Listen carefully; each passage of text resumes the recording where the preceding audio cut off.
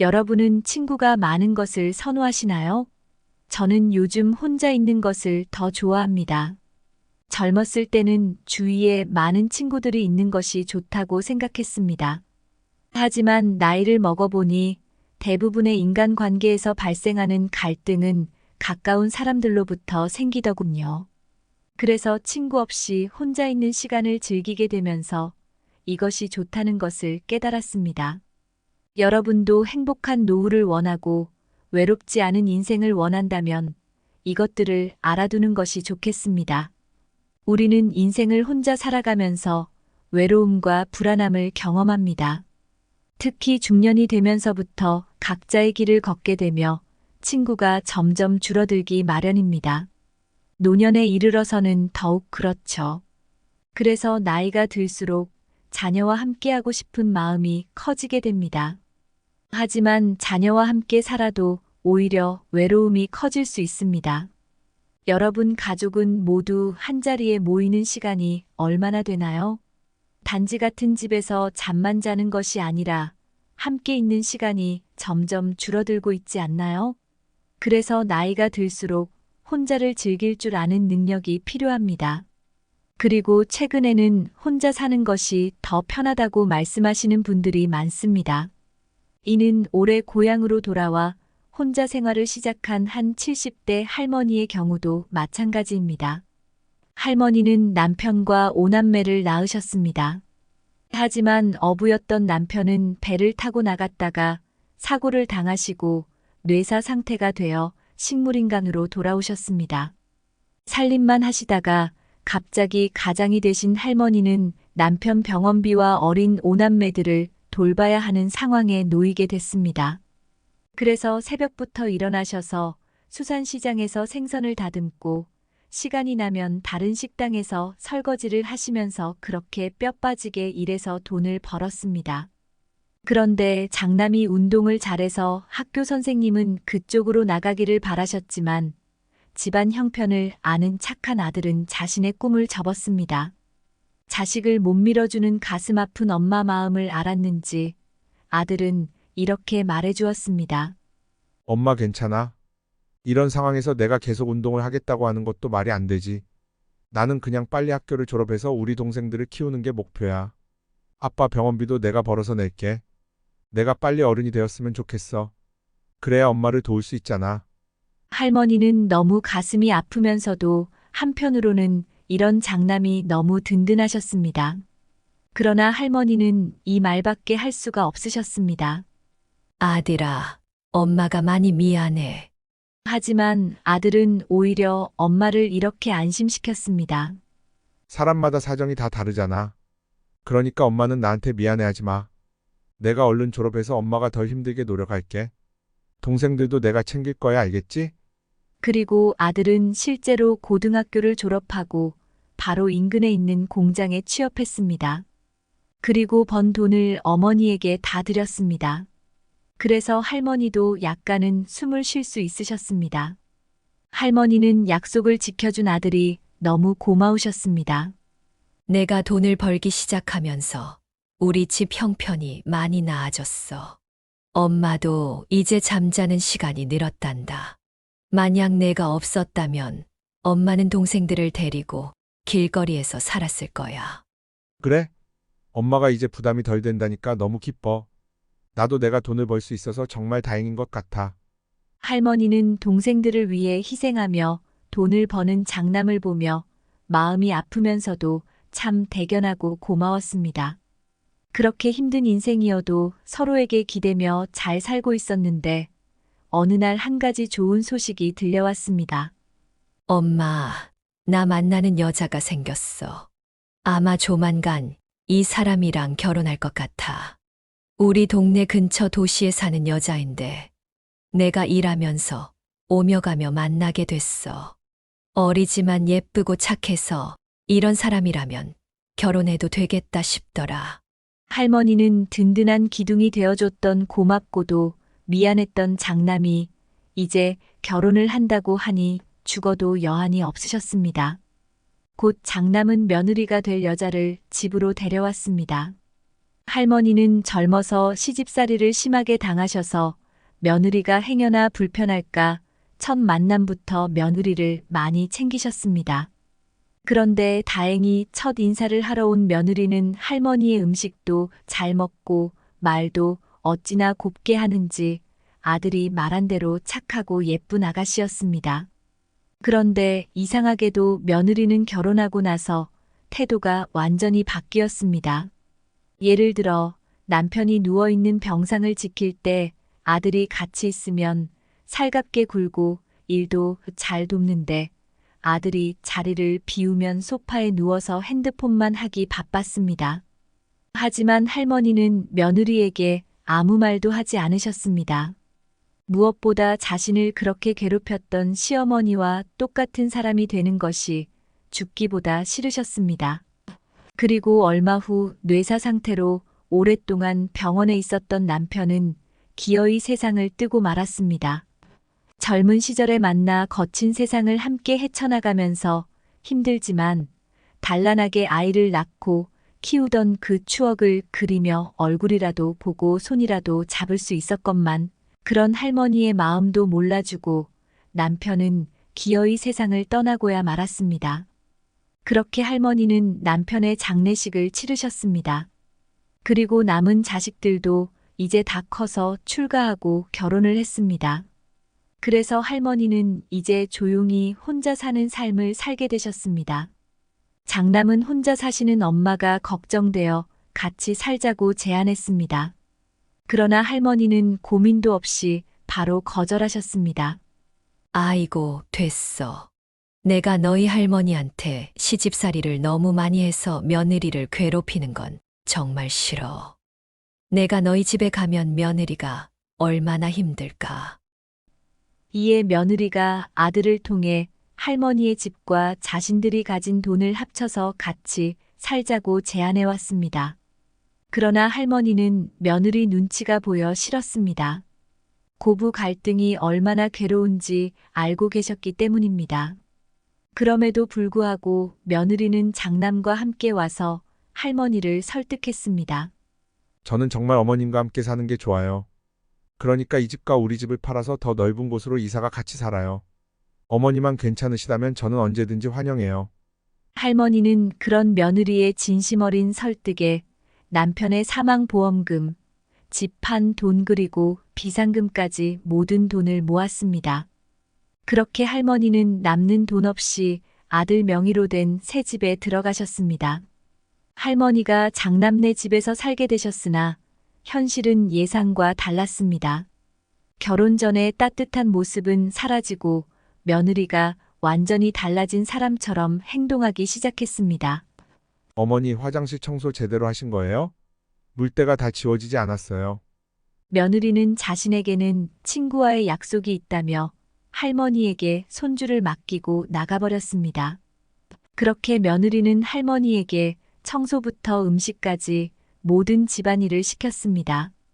처음에는 함께 살아줘서 고마워서 할머니가 나서서 하셨지만 며느리의 횡포는 점점 심해졌습니다.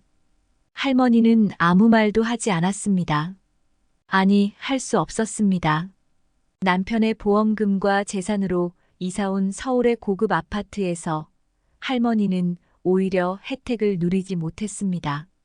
장남이 힘들 때 힘이 되어준 유일한 분이었기에 할머니는 며느리에게 싫은 소리를 할 수 없었습니다. 하지만 며느리는 손주를 돌보는 일조차 할머니에게 맡겼습니다. 할머니의 딸이 며느리를 질책했으나 며느리는 오히려 불만을 표출하기 시작했습니다. 늙었으면 요양원에 가세요. 그게 다들 편하지 않나요? 라며 할머니의 존재마저 불편해했습니다. 아들이 회사 일로 바빠 집에 없는 동안 할머니에게 집은 지옥과 다름없었습니다. 결국 할머니는 이 상황을 자식들에게 알리기로 결심했습니다. 며느리의 막말을 녹음하여 한 달 뒤 아들에게 들려주었습니다. 자식들이 모인 자리에서 할머니는 며느리의 실체를 드러냈습니다. 충격을 받은 자식들, 특히 장남은 큰 충격에 빠졌습니다. 딸들은 며느리에게 엄마의 돈을 돌려달라고 요구했으며 며느리는 이미 도망쳐버렸습니다. 할머니의 딸들이 며느리를 찾아가려 했지만 할머니가 말렸습니다. 그 후 할머니는 고향으로 내려가셨고 생활비는 집을 판 돈이 나올 때까지 동생들이 부담했습니다. 장남은 결국 이혼을 결심했고 할머니는 그 뒤로 혼자 사는 게 마음 편해졌다고 하십니다. 고향에 내려와서는 남편 생각도 나고 공허함을 느끼시지만 며느리와의 지옥 같은 시간을 생각하며 현재의 평안함에 감사하고 계십니다. 우리는 외로움을 술에 취해 애써 잊으려 하지만 고독은 그 자체로 낭만이자 추억이기에 웃을 수 있습니다. 외로움과 고독은 겉으로 보면 비슷해 보이지만 속을 들여다보면 전혀 다릅니다. 우리는 나이가 들고 세상을 살아가면서 섬이 됩니다. 욕심, 시기와 질투, 폭력으로부터 멀어지면서 나도 모르게 떠있는 섬, 그렇게 나이를 먹다 보면 우리 모두 섬이 되곤 합니다. 1,000만 명이 함께 살아도 외로우면 1,000만 개의 섬이 되는 것이죠. 혹시 여러분들도 어느 날 갑자기 이런 감정을 느낀 적이 없나요? 삶이 갑자기 허무하고 답답한 가슴이 터질 것만 같은데, 아무 말도 할 수 없고 이유 없는 눈물이 쏟아질 것만 같은데, 그렇게 누군가를 만나고 싶지만 막상 만날 사람이 없습니다. 수첩이나 핸드폰 연락처를 아무리 봐도 만날 사람이 없습니다. 그렇게 누군가와의 약속 없이 혼자 바람을 맞으며 사는 세상입니다. 한때는 우정이나 사랑으로 의미를 부여하며 살았지만 사실은 서로의 필요 때문에 만나고 헤어지는 우리였습니다. 그래서 텅 빈 가슴에 서로가 남긴 상처로 매우 아픕니다. 이 세상에서 욕심과 사심 없이 나와 함께 웃고 울어줄 사람은 어디에 있을까요? 그래서 우리는 살면서 어느 날 갑자기 외로운 날에는 아무도 만날 사람이 없습니다. 그래서 사람은 모두 나이가 들수록 외로움과 정면으로 마주하게 됩니다. 나 자신과 정면으로 마주하게 됩니다. 하지만 외로움은 쓸쓸히 사그라지는 낙엽 같아 나눌 수 없어 슬픔은 더해집니다. 타인의 외로움이 내게 보이지 않고 타인에게 내 외로움을 온전히 전하지 못하는 것도 세상 모든 사람의 외로움의 색깔이 다르고 외로움의 슬픔이 제각기 다르기 때문일까요? 우리는 누군가가 나를 알아주기를 바라지만 그렇게 해주는 사람이 없어 정말 서러워하고 힘듭니다. 하지만 사실 나를 가장 잘 아는 사람이 나 자신밖에 또 누가 있겠습니까? 그래서 우리가 이미 혼자라면 시끄러운 세상 소음을 그저 그렇게 내버려 두고 혼자만의 시간을 온전히 갖는 것, 그것이 혼자 있는 시간을 즐길 수 있는 방법이 되지 않을까요? 그때부터 우리의 외로움은 고독의 낭만이 되지 않을까요? 그렇다면 우리는 내면의 혼자됨에 대한 외로움과 두려움을 어떻게 낭만의 고독으로 변화시킬 수 있을까요? 보통 평생 직장 생활을 하다가 나이 들어 은퇴한 분들은 혼자서 생활을 영위하는 것을 어렵게 느낍니다. 혼자 어딘가를 가는 것이 망설여지고 혼자 밥 먹고 영화 보고 여행 가는 것이 더 외로움으로 다가오거나 심하면 무능한 사람처럼 초라함을 느끼기도 합니다. 그래서 배우자에게 계속 붙어 있거나 아무에게나 말을 걸곤 합니다. 그래서 고독에서 오는 자유를 온전히 즐기지 못합니다. 우리가 기본적으로 혼자임을 즐기려면 아니면 말고의 태도가 가장 중요합니다. 사람은 타인의 결정에 자신의 결정이 흔들릴 때 온전히 혼자일 수 없습니다. 혼자 살아도 외롭지 않은 사람들은 상대방에 따라 자신의 결정이 흔들리거나 기분이 상하지 않습니다. 단순히 아쉬워하지 않습니다. 상대를 신경 쓰지 않아도 되는 자유가 있기 때문입니다. 즉, 상대와 대화를 나누어도 좋고 안 나누어도 좋습니다. 물론 어려서부터 외로움을 많이 느껴 그게 쉽지 않은 사람들도 있을 겁니다. 하지만 어쩔 수 없이 혼자일 때나 외로울 때 어딘가 여행을 가거나 누군가와 대화할 때 아니면 말고라고 속으로 계속 다짐해 보는 건 어떨까요? 그러다 보면 어느 날 혼자 놀 줄 아는 사람이 되어 혼자서의 기쁨을 느끼며 둘이 되어도 즐겁고 혼자가 되어도 즐거운 그런 날이 오지 않을까요? 그렇게 마음속으로 아니면 말고를 되새기며 지금부터 제가 말씀드리는 나이 들수록 친구 없이 혼자 행복하게 지내는 5가지 방법에 대해 들어보시면 감사하겠습니다. 나이가 들면서 혼자서도 행복하게 지내는 법. 그 첫 번째는 주위 사람들과 적절한 거리를 두는 것입니다. 젊었을 때 우리의 삶이 주로 위를 향하고 바깥을 향했다면 이제는 아래로, 안으로의 방향으로 전환됩니다. 나이가 들어가며 세상에 대한 경험이 쌓이는데 이 경험들은 단순히 높이 쌓아 올리는 벽돌처럼이 아니라 모래와 자갈이 쌓이고 굳어져 지층처럼 단단해지며 깊어집니다. 이는 우리의 정신이 저차원에서 고차원으로 이동하는 내면의 여정을 걷기에 적합한 상태가 됩니다. 하지만 인생을 살아가며 만난 인연들 중에서 내면의 평화를 방해하는 몇몇 인연들 때문에 이 중요한 여정이 방해받을 수 있습니다. 노년기에는 여러 인연들 중에서 특히 자녀와의 관계에서 거리를 두는 것이 중요할 수 있는데 부모에게 자녀는 까다로운 숙제일 수 있으나 내 자녀가 이제 성인이 되었다면 한 발짝 물러나 거리를 두는 것이 어떨까요? 사촌 정도로 여길 수 있다면 거리 두기가 좀 더 쉬워지지 않을까요? 지인들에게도 마찬가지입니다. 친밀하다고 해서 지나치게 가까이 지내다 보면 서로를 상처 입힐 수 있습니다. 반면 거리가 너무 멀면 삶이 추워질 수 있습니다. 그러므로 너무 멀지도 가깝지도 않게 여러분의 삶이 상처받지도 추워지지도 않도록 자신만의 기준을 마련해 보는 것은 어떨까요? 너무 편하게 지내지 마시고 나를 해치지 않는 사람이라면 조금 먼 관계라도 너무 단호하게 관계를 끊지 않는 것. 이것이 나이가 가져다주는 인생의 지혜가 아닐까요? 두 번째로, 나의 미래와 재산을 다른 사람에게 맡기지 마세요. 누군가가 이렇게 말했습니다. 인간은 태어날 때부터 자유를 갈망하는 본능을 가지고 있다고요. 그리고 다른 누군가는 이렇게 말했습니다. 사람들로부터 자유를 빼앗고 자유에 대한 갈망을 극한으로 느끼게 만들면 그중 몇몇은 천재가 될 것이라고요. 숲속에서 길을 잃었을 때 우리는 처음에는 절망을 느낍니다. 길을 잃었으니 숲에서 벗어날 자유를 잃었기 때문이죠. 그래서 우리는 그 숲을 벗어나기 위해 끊임없이 노력하게 됩니다. 그런 노력을 통해 우리는 아무도 알지 못했던 전혀 새로운 숲길을 발견하게 됩니다. 우리는 그 새로운 길을 창의성이라 부르고 그 창의성이 독특하다면 그 사람을 천재라 부릅니다.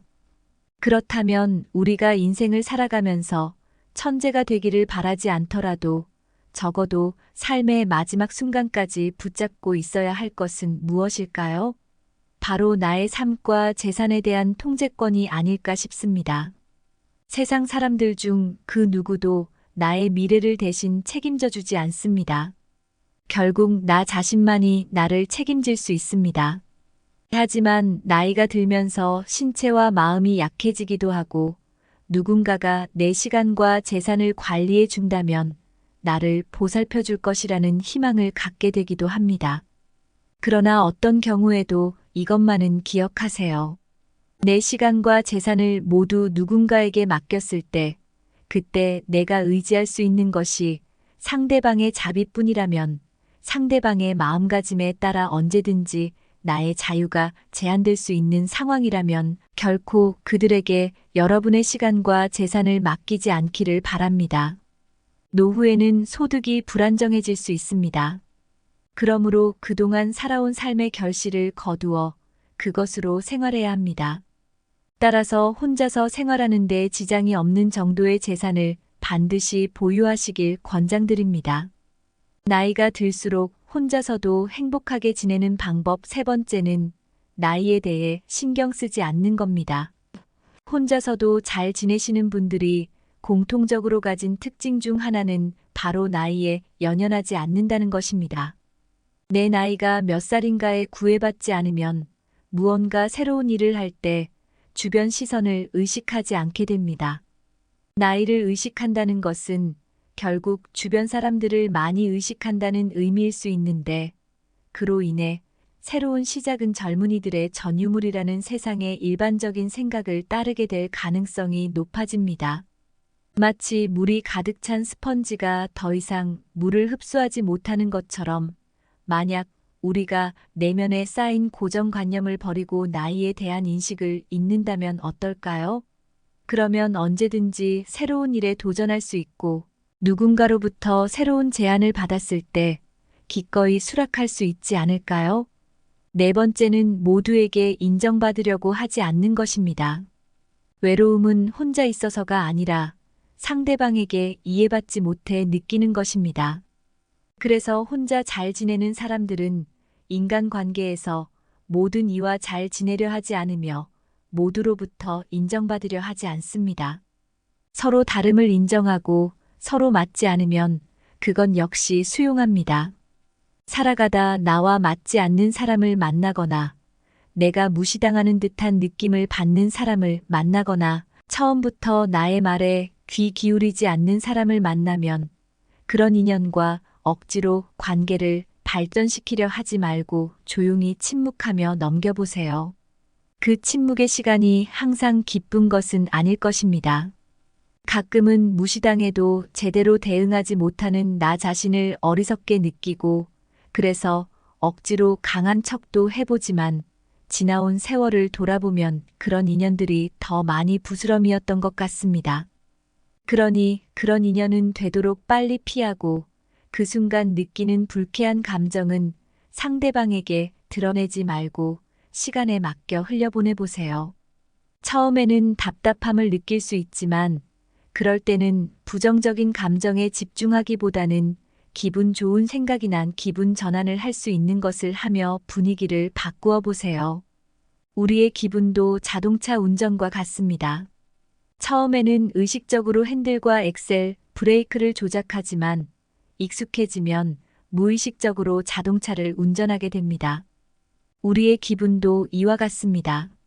처음에는 어려워도 계속해서 부정적인 감정에서 벗어나는 연습을 반복하다 보면 점차 긍정적인 감정을 더 많이 느끼게 됩니다.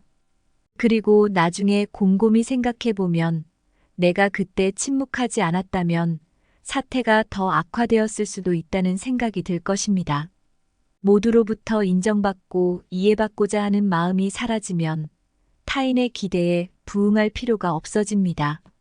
인정받으려는 욕구가 없어지면 타인에게 신경 쓸 일이 줄어듭니다. 그때 자신에게 집중해 보세요. 내가 무엇을 좋아하고 무엇을 싫어하며 무엇을 할 때 만족하는지에 관심을 가져보세요. 내 감정이 현재 어떤지, 기분이 나쁘다면 그 이유가 무엇인지, 그럴 때 어떻게 하면 기분이 좋아질지 고민하고 기분 좋은 일을 해보세요. 때로는 사람들이 나를 사랑해주고 인정해주기를 바라는 갈증이 다시 찾아올 수 있습니다. 그럴 때는 이렇게 생각하세요. 이 세상에는 나와 비슷한 좋은 사람들을 만나기도 벅찬데 성향이 다른 사람들과 억지로 어울려 무엇이 좋을까? 라고 말입니다. 다섯 번째 조언은 취미와 학습의 끈을 결코 놓지 않는 것입니다. 최근 인터넷을 통해 100세 시대를 혼자서도 즐겁게 살아가는 많은 어르신들의 이야기를 접할 수 있습니다. 그들 중 몇몇의 이야기를 여기서 소개해드립니다. 올해로 65세를 앞두고 있어요. 코로나로 인해 시작한 피아노 학습이 채르니 입문까지 이어졌네요.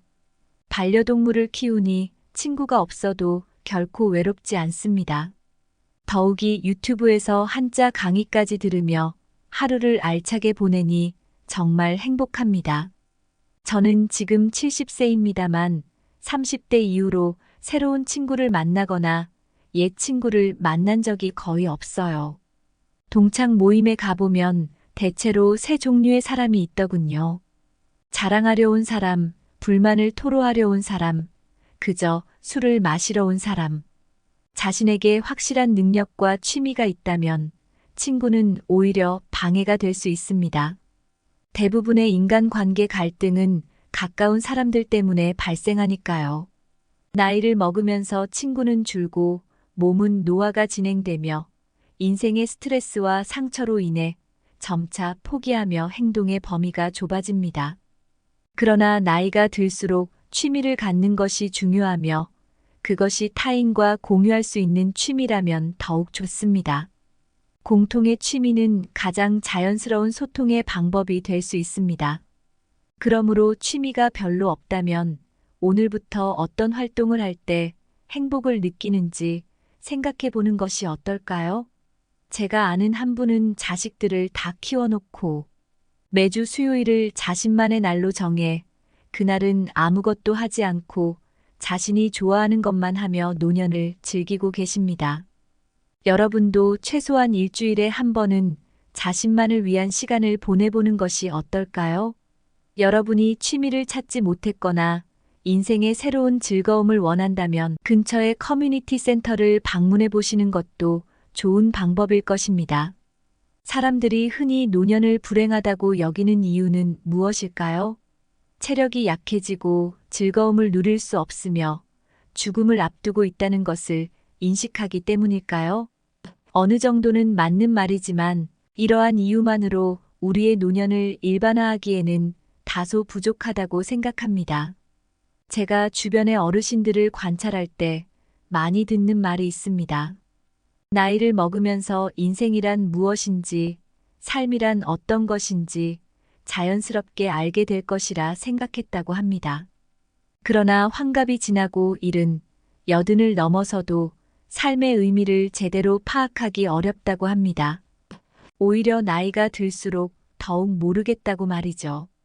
더군다나 미래가 어떻게 될지 모르는 불확실성 속에서 살아가는 것이 당황스럽다고 느낍니다.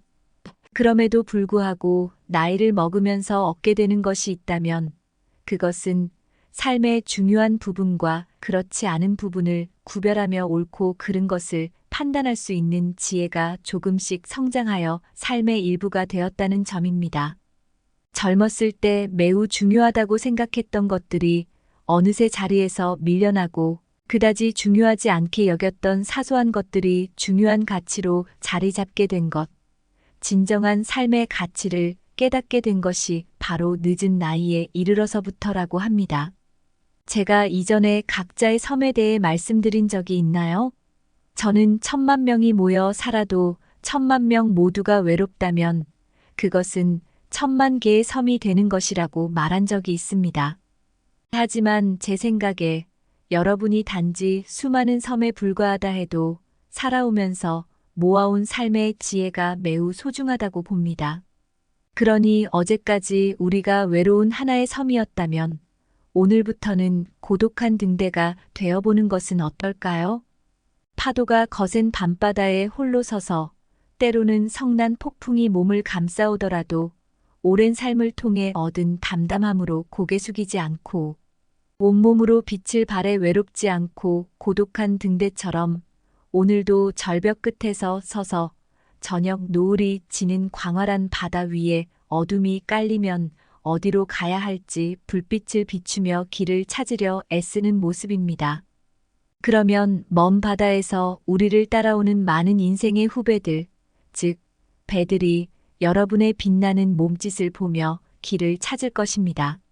하지만 한편으로는 이 나이에 내가 무엇을 할 수 있을까?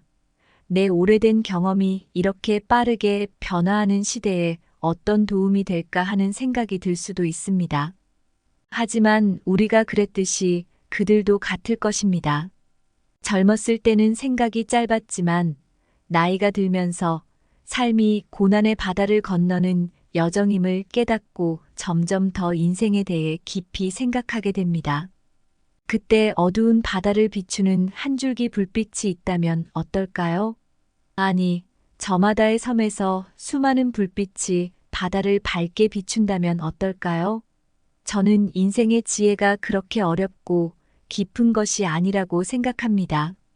단지 각자가 그 자리에서 각자의 남은 삶을 즐기며 살아가는 것만으로도 내 자식들, 젊은이들에게는 길이 될 수 있습니다. 세상은 선구자들이 만들어 놓은 길을 따라갈 것입니다. 그렇게 되면 그들도 큰 어려움이 닥치고 슬픔과 절망이 찾아와도 우리 노인들이 걸어간 길을 보며 배우면서 삶의 희망과 용기를 최종적으로 지킬 수 있을 것입니다. 그래서 저는 바로 여러분이 그런 등대가 될 수 있다고 확신합니다. 내 자식들과 인생의 후배들이 아직 보지 못한 그곳까지 밝히는 고독한 등대가 되는 것입니다.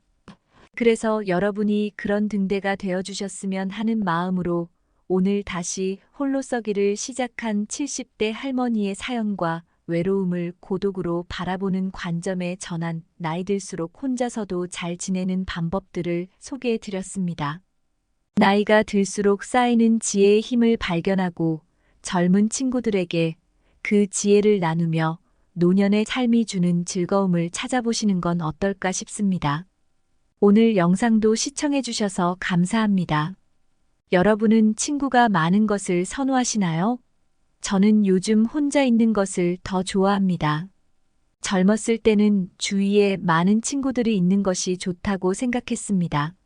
하지만 나이를 먹어보니 대부분의 인간관계에서 발생하는 갈등은 가까운 사람들로부터 생기더군요.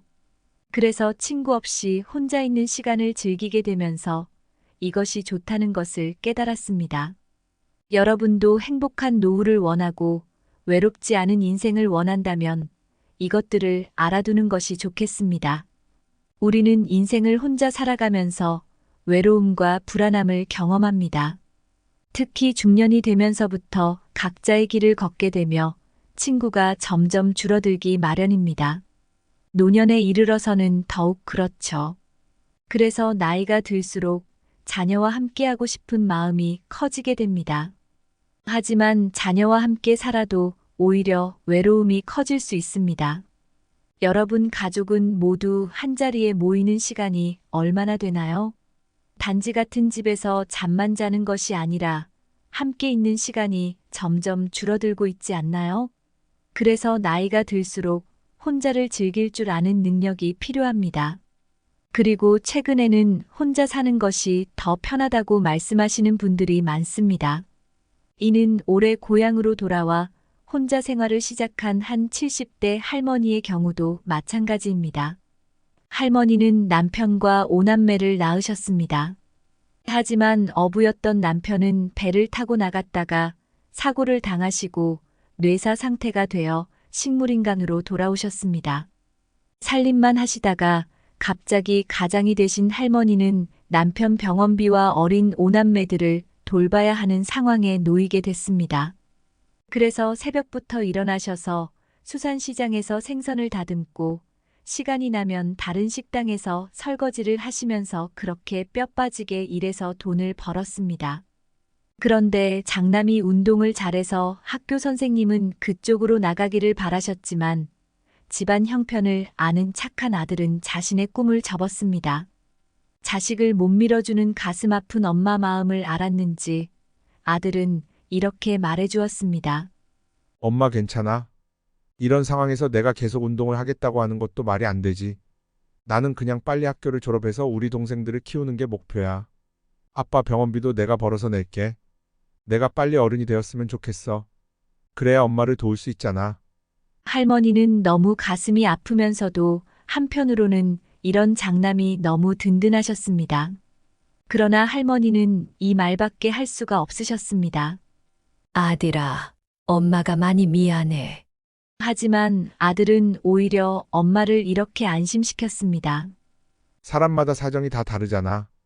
그러니까 엄마는 나한테 미안해하지 마. 내가 얼른 졸업해서 엄마가 덜 힘들게 노력할게. 동생들도 내가 챙길 거야, 알겠지? 그리고 아들은 실제로 고등학교를 졸업하고 바로 인근에 있는 공장에 취업했습니다. 그리고 번 돈을 어머니에게 다 드렸습니다. 그래서 할머니도 약간은 숨을 쉴 수 있으셨습니다. 할머니는 약속을 지켜준 아들이 너무 고마우셨습니다. 내가 돈을 벌기 시작하면서 우리 집 형편이 많이 나아졌어. 엄마도 이제 잠자는 시간이 늘었단다.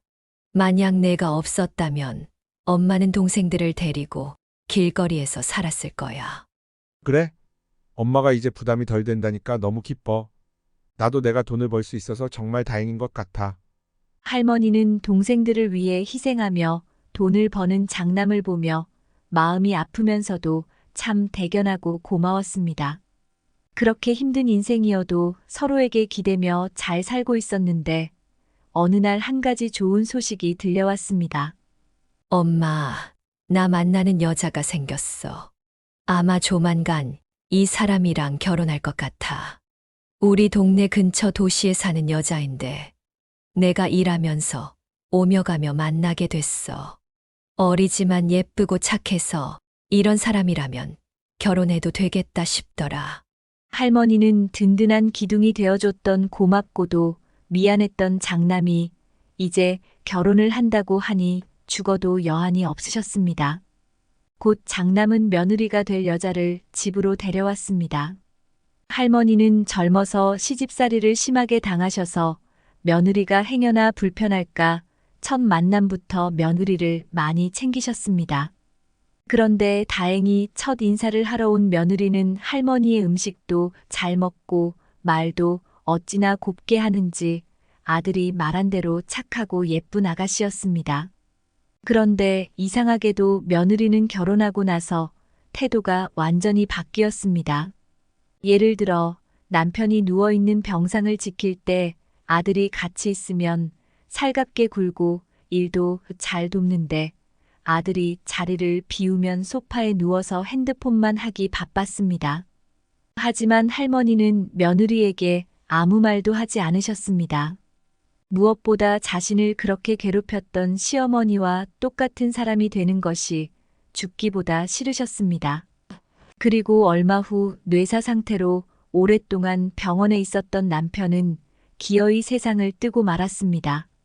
젊은 시절에 만나 거친 세상을 함께 헤쳐나가면서 힘들지만 단란하게 아이를 낳고 키우던 그 추억을 그리며 얼굴이라도 보고 손이라도 잡을 수 있었건만 그런 할머니의 마음도 몰라주고 남편은 기어이 세상을 떠나고야 말았습니다.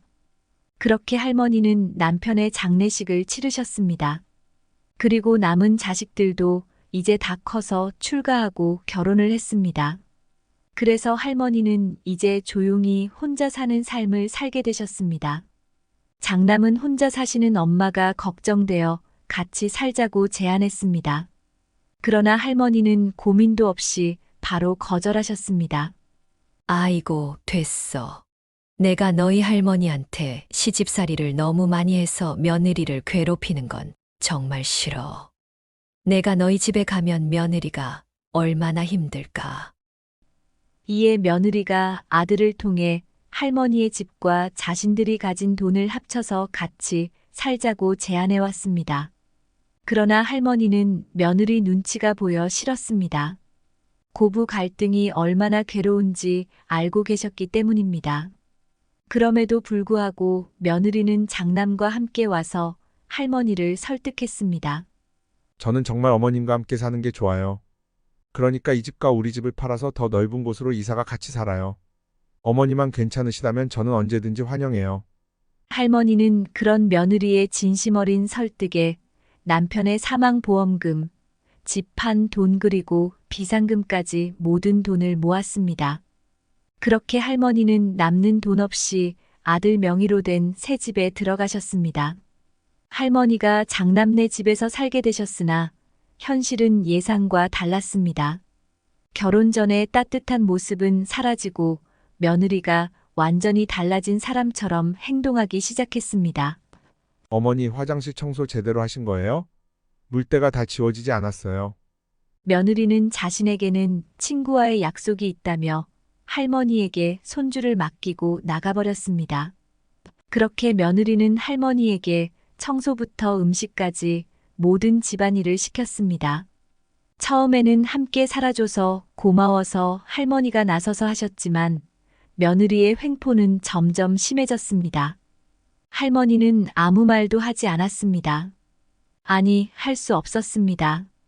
남편의 보험금과 재산으로 이사온 서울의 고급 아파트에서 할머니는 오히려 혜택을 누리지 못했습니다.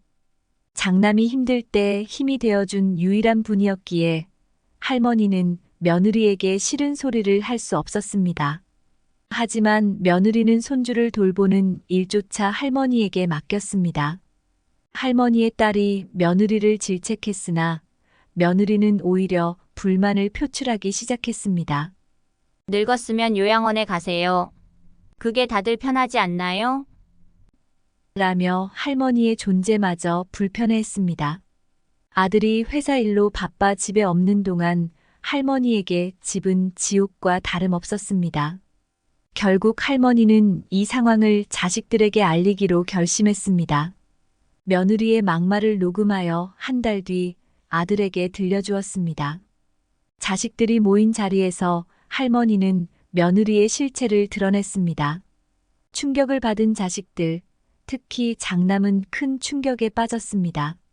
딸들은 며느리에게 엄마의 돈을 돌려달라고 요구했으며 며느리는 이미 도망쳐버렸습니다. 할머니의 딸들이 며느리를 찾아가려 했지만 할머니가 말렸습니다. 그 후 할머니는 고향으로 내려가셨고 생활비는 집을 판 돈이 나올 때까지 동생들이 부담했습니다. 장남은 결국 이혼을 결심했고 할머니는 그 뒤로 혼자 사는 게 마음 편해졌다고 하십니다. 고향에 내려와서는 남편 생각도 나고 공허함을 느끼시지만 며느리와의 지옥 같은 시간을 생각하며 현재의 평안함에 감사하고 계십니다. 우리는 외로움을 술에 취해 애써 잊으려 하지만 고독은 그 자체로 낭만이자 추억이기에 웃을 수 있습니다. 외로움과 고독은 겉으로 보면 비슷해 보이지만 속을 들여다보면 전혀 다릅니다. 우리는 나이가 들고 세상을 살아가면서 섬이 됩니다. 욕심, 시기와 질투, 폭력으로부터 멀어지면서 나도 모르게 떠있는 섬, 그렇게 나이를 먹다 보면 우리 모두 섬이 되곤 합니다. 1000만 명이 함께 살아도 외로우면 1000만 개의 섬이 되는 것이죠. 혹시 여러분들도 어느 날 갑자기 이런 감정을 느낀 적이 없나요? 삶이 갑자기 허무하고 답답한 가슴이 터질 것만 같은데 아무 말도 할 수 없고 이유 없는 눈물이 쏟아질 것만 같은데 그렇게 누군가를 만나고 싶지만 막상 만날 사람이 없습니다. 수첩이나 핸드폰 연락처를 아무리 봐도 만날 사람이 없습니다. 그렇게 누군가와의 약속 없이 혼자 바람을 맞으며 사는 세상입니다. 한때는 우정이나 사랑으로 의미를 부여하며 살았지만 사실은 서로의 필요 때문에 만나고 헤어지는 우리였습니다. 그래서 텅 빈 가슴에 서로가 남긴 상처로 매우 아픕니다. 이 세상에서 욕심과 사심 없이 나와 함께 웃고 울어줄 사람은 어디에 있을까요? 그래서 우리는 살면서 어느 날 갑자기 외로운 날에는 아무도 만날 사람이 없습니다. 그래서 사람은 모두 나이가 들수록 외로움과 정면으로 마주하게 됩니다. 나 자신과 정면으로 마주하게 됩니다. 하지만 외로움은 쓸쓸히 사그라지는 낙엽 같아 나눌 수 없어 슬픔은 더해집니다. 타인의 외로움이 내게 보이지 않고 타인에게 내 외로움을 온전히 전하지 못하는 것도 세상 모든 사람의 외로움의 색깔이 다르고 외로움의 슬픔이 제각기 다르기 때문일까요? 우리는 누군가가 나를 알아주기를 바라지만 그렇게 해주는 사람이 없어 정말 서러워하고 힘듭니다. 하지만 사실 나를 가장 잘 아는 사람이 나 자신밖에 또 누가 있겠습니까? 그래서 우리가 이미 혼자라면 시끄러운 세상 소음을 그저 그렇게 내버려 두고 혼자만의 시간을 온전히 갖는 것, 그것이 혼자 있는 시간을 즐길 수 있는 방법이 되지 않을까요? 그때부터 우리의 외로움은 고독의 낭만이 되지 않을까요? 그렇다면 우리는 내면의 혼자됨에 대한 외로움과 두려움을 어떻게 낭만의 고독으로 변화시킬 수 있을까요? 보통 평생 직장 생활을 하다가 나이 들어 은퇴한 분들은 혼자서 생활을 영위하는 것을 어렵게 느낍니다. 혼자 어딘가를 가는 것이 망설여지고 혼자 밥 먹고 영화 보고 여행 가는 것이 더 외로움으로 다가오거나 심하면 무능한 사람처럼 초라함을 느끼기도 합니다. 그래서 배우자에게 계속 붙어 있거나 아무에게나 말을 걸곤 합니다. 그래서 고독에서 오는 자유를 온전히 즐기지 못합니다. 우리가 기본적으로 혼자임을 즐기려면 아니면 말고의 태도가 가장 중요합니다. 사람은 타인의 결정에 자신의 결정이 흔들릴 때 온전히 혼자일 수 없습니다. 혼자 살아도 외롭지 않은 사람들은 상대방에 따라 자신의 결정이 흔들리거나 기분이 상하지 않습니다. 단순히 아쉬워하지 않습니다. 상대를 신경 쓰지 않아도 되는 자유가 있기 때문입니다. 즉, 상대와 대화를 나누어도 좋고 안 나누어도 좋습니다. 물론 어려서부터 외로움을 많이 느껴 그게 쉽지 않은 사람들도 있을 겁니다. 하지만 어쩔 수 없이 혼자일 때나 외로울 때 어딘가 여행을 가거나 누군가와 대화할 때 아니면 말고라고 속으로 계속 다짐해 보는 건 어떨까요? 그러다 보면 어느 날 혼자 놀 줄 아는 사람이 되어 혼자서의 기쁨을 느끼며 둘이 되어도 즐겁고 혼자가 되어도 즐거운 그런 날이 오지 않을까요? 그렇게 마음속으로 아니면 말고를 되새기며 지금부터 제가 말씀드리는 나이 들수록 친구 없이 혼자 행복하게 지내는 5가지 방법에 대해 들어보시면 감사하겠습니다. 나이가 들면서 혼자서도 행복하게 지내는 법. 그 첫 번째는 주위 사람들과 적절한 거리를 두는 것입니다. 젊었을 때 우리의 삶이 주로 위를 향하고 바깥을 향했다면 이제는 아래로, 안으로의 방향으로 전환됩니다. 나이가 들어가며 세상에 대한 경험이 쌓이는데 이 경험들은 단순히 높이 쌓아 올리는 벽돌처럼이 아니라 모래와 자갈이 쌓이고 굳어져 지층처럼 단단해지며 깊어집니다. 이는 우리의 정신이 저차원에서 고차원으로 이동하는 내면의 여정을 걷기에 적합한 상태가 됩니다.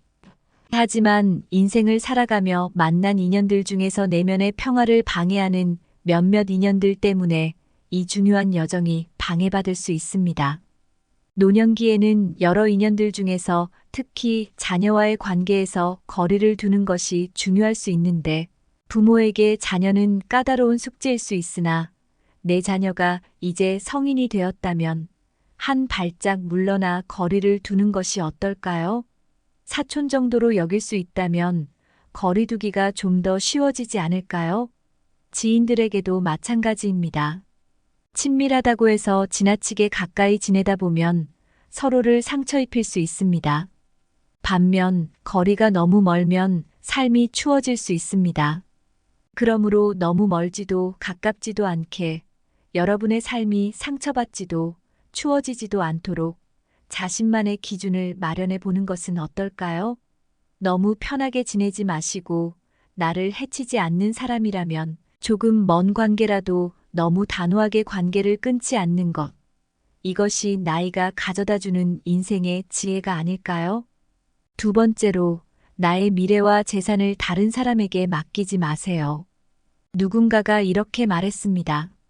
인간은 태어날 때부터 자유를 갈망하는 본능을 가지고 있다고요.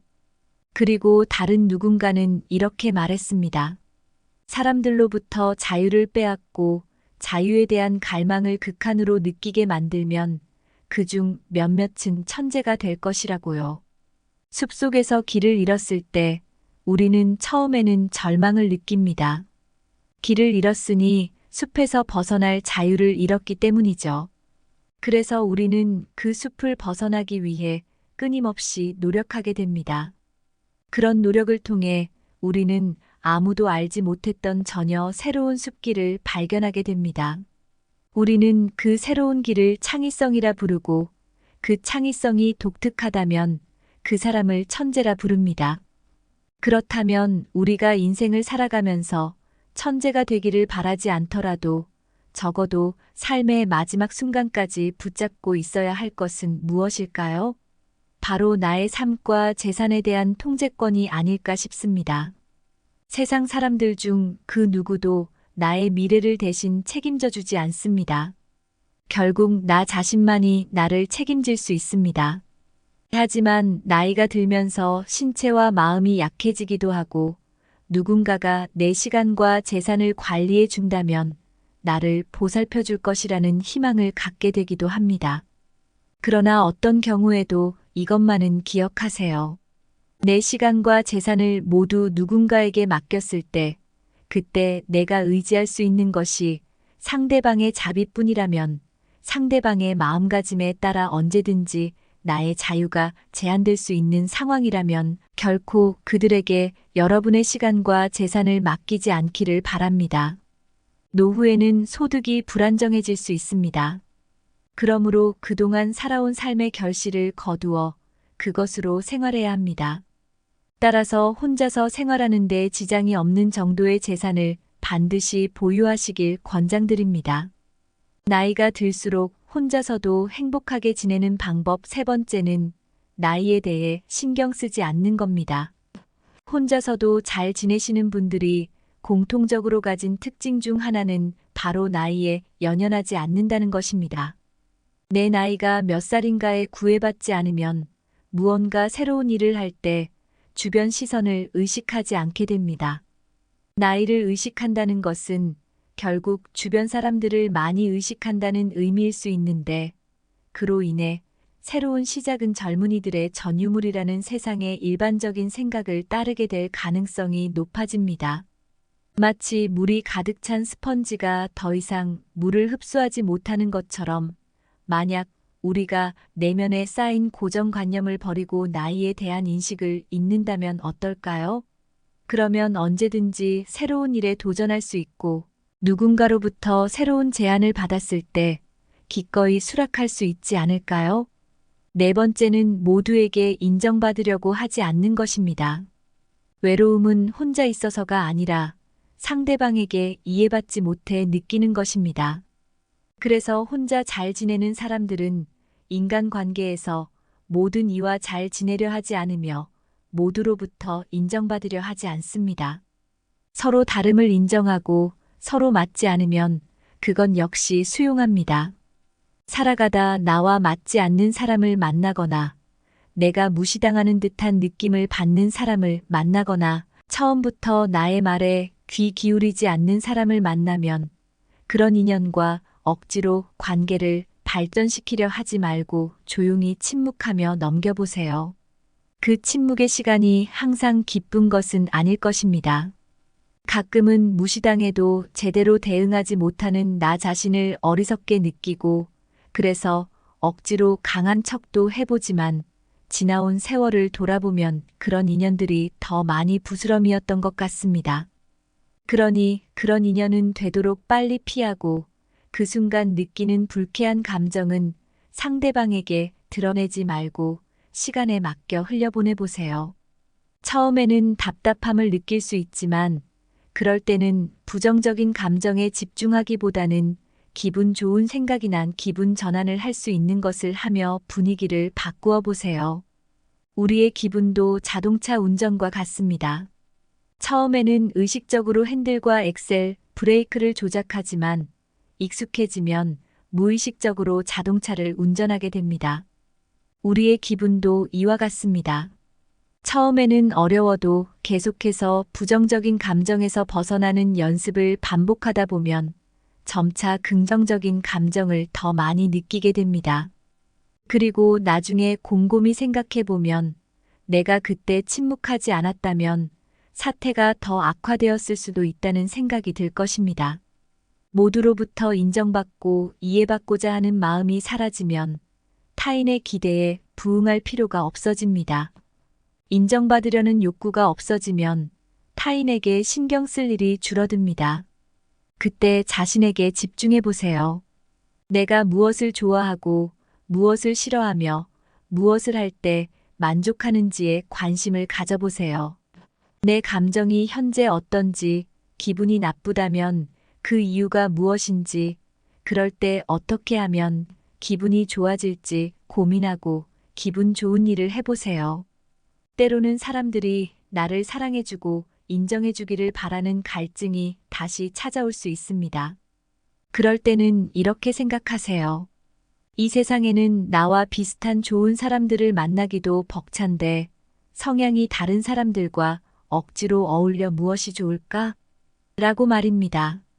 5번째 조언은 취미와 학습의 끈을 결코 놓지 않는 것입니다.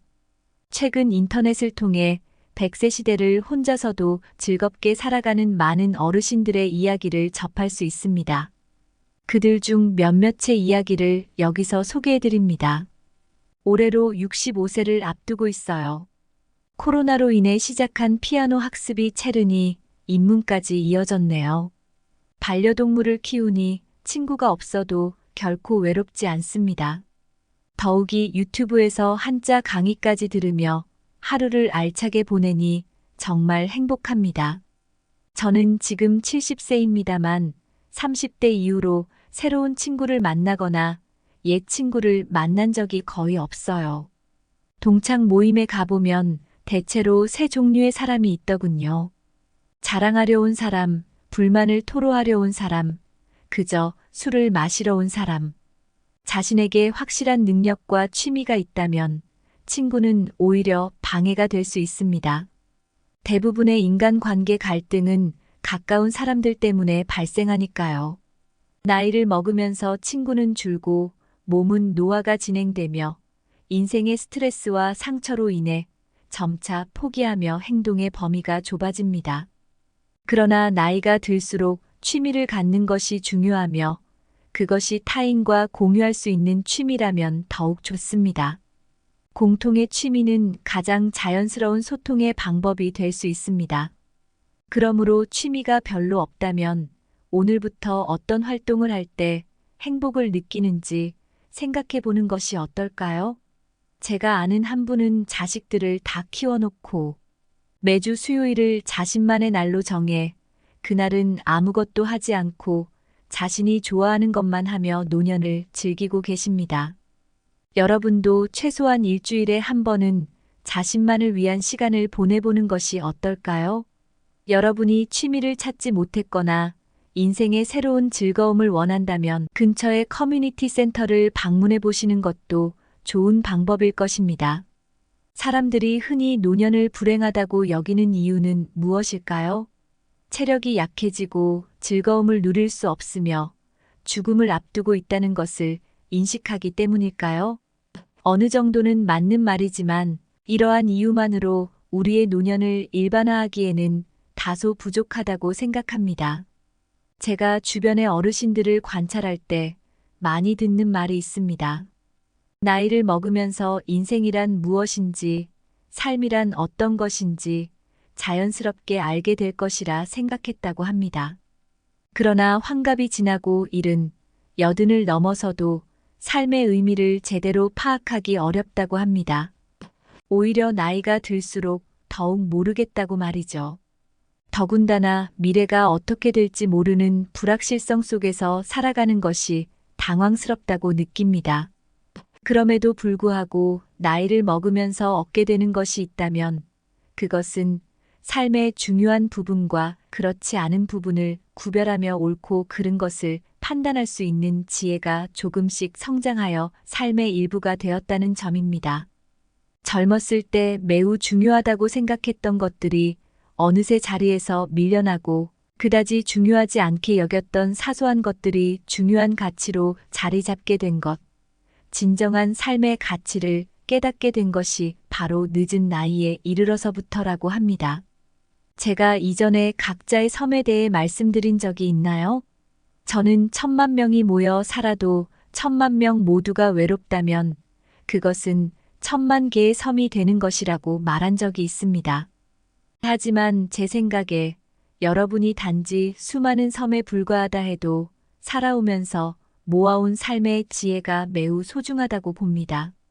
그러니 어제까지 우리가 외로운 하나의 섬이었다면 오늘부터는 고독한 등대가 되어보는 것은 어떨까요?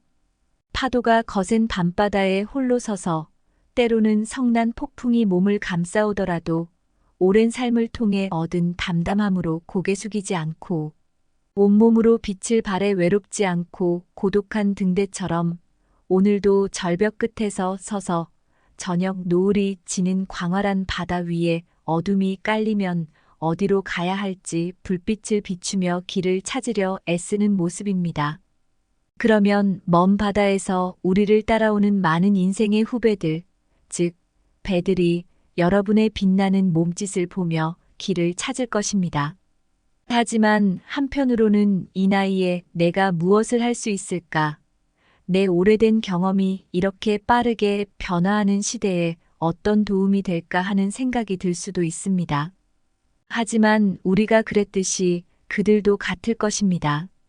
젊었을 때는 생각이 짧았지만 나이가 들면서 삶이 고난의 바다를 건너는 여정임을 깨닫고 점점 더 인생에 대해 깊이 생각하게 됩니다. 그때 어두운 바다를 비추는 한 줄기 불빛이 있다면 어떨까요? 아니, 저마다의 섬에서 수많은 불빛이 바다를 밝게 비춘다면 어떨까요? 저는 인생의 지혜가 그렇게 어렵고 깊은 것이 아니라고 생각합니다. 단지 각자가 그 자리에서 각자의 남은 삶을 즐기며 살아가는 것만으로도 내 자식들, 젊은이들에게는 길이 될 수 있습니다. 세상은 선구자들이 만들어 놓은 길을 따라갈 것입니다. 그렇게 되면 그들도 큰 어려움이 닥치고 슬픔과 절망이 찾아와도 우리 노인들이 걸어간 길을 보며 배우면서 삶의 희망과 용기를 최종적으로 지킬 수 있을 것입니다. 그래서 저는 바로 여러분이 그런 등대가 될 수 있다고 확신합니다. 내 자식들과 인생의 후배들이 아직 보지 못한 그곳까지 밝히는 고독한 등대가 되는 것입니다. 그래서 여러분이 그런 등대가 되어주셨으면 하는 마음으로 오늘 다시 홀로 서기를 시작한 70대 할머니의 사연과 외로움을 고독으로 바라보는 관점에 전한 나이 들수록 혼자서도 잘 지내는 방법들을 소개해 드렸습니다. 나이가 들수록 쌓이는 지혜의 힘을 발견하고 젊은 친구들에게 그 지혜를 나누며 노년의 삶이 주는 즐거움을 찾아보시는 건 어떨까 싶습니다. 오늘 영상도 시청해 주셔서 감사합니다.